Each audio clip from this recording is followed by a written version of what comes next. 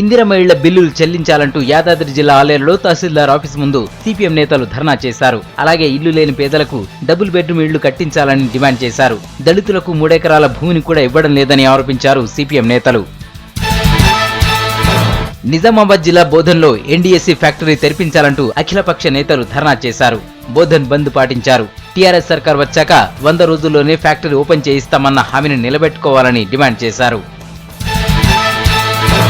విద్యార్థుల fee reimbursement విడుదల చేయాలంటూ కరీంనగర్ జిల్లా హుజురాబాద్ లో కాంగ్రెస్ నేతలు ధర్నాకు దిగారు. ప్రభుత్వం ఫీజుల బకాయిలు ఇవ్వకుండా ఆలస్యం చేయడంతో విద్యార్థులు ఇబ్బంది పడుతున్నారని అన్నారు మాజీ ఎంపీ పొన్నం ప్రభాకర్. అంతకుముందు టీఎన్ఎస్ఎఫ్ ఆధ్వర్యంలో విద్యార్థులు ఆర్డీఓ ఆఫీస్ ముందు ధర్నా చేశారు.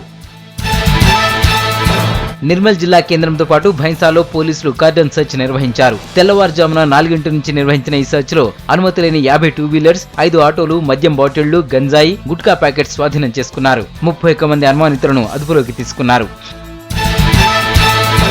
కామారెడ్డి జిల్లా నర్సింగరావుపల్లి చెరువులో ఎమ్మెల్యే హనుమంత్ షిండే చేప పిల్లలను వదిలారు. నర్సింగరావుపల్లితో పాటు మరిపల్లి, ముగ్దుంపూర్, తింగితం, మల్లూరు గ్రామంలో 2,72,000 చేప పిల్లలను వదిలారు. మెదక్ జిల్లా రామాయంపేటను రెవెన్యూ డివిజన్ చేయాలని 53 రోజులుగా రిలే దీక్షలు, నిరసనలు, రాస్తారోకోలు చేస్తున్నారు స్థానికులు. ఇవాళ రామాయంపేట బంద్ నిర్వహించారు. గ్రామస్తులు, అఖిలపక్షం నేతలు బైక్ ర్యాలీ తీశారు. కలెక్టరేట్ ను ముట్టడించారు.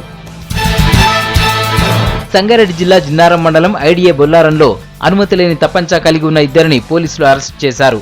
జార్ఖండ్, యూపీకి చెందిన ధీరేంద్ర అరోరా, జితేందర్ బొల్లారంలోని బాలాజీ నగర్ లో ఉంటున్నారు.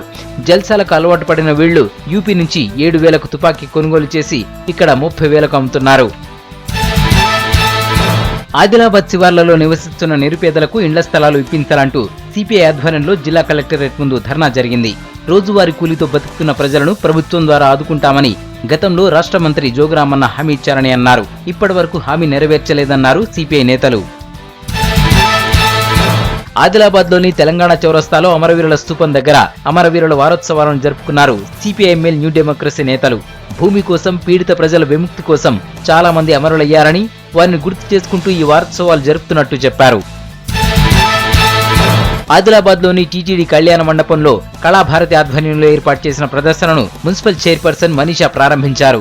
ఇందులో హస్తకళలు, చేనేత వస్త్రాలు, ఆభరణాలు, పెయింటింగ్స్ ప్రదర్శించారు. చేనేత హస్తకళలను మనం కాపాడుకోవాలని, కళాకారులను ప్రోత్సహించాలని అన్నారు మనీషా. భూమి లేని రైతులకు 3 ఎకరాలు ఇవ్వాలని కోరుతూ తెలంగాణ రైతాంగ సమితి గద్వాలలో ధర్నా నిర్వహించింది. కలెక్టరేట్ ముందు 5 మండలాల రైతులు ఈ ధర్నాలో పాల్గొన్నారు. కలెక్టర్కు వినతి పత్రం సమర్పించారు.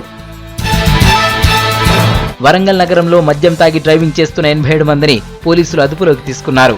వీరిని కోర్టులో ప్రవేశపెట్టగా న్యాయమూర్తి 1,18,000 రూపాయల జరిమానా విధించారు. మరోసారి డ్రంక్ అండ్ డ్రైవ్ లో దొరికితే జైలుకు పంపుతామంటున్నారు పోలీసులు. కుటుంబ సభ్యులను పిలిపించి కౌన్సిలింగ్ ఇచ్చారు వరంగల్ పోలీసులు.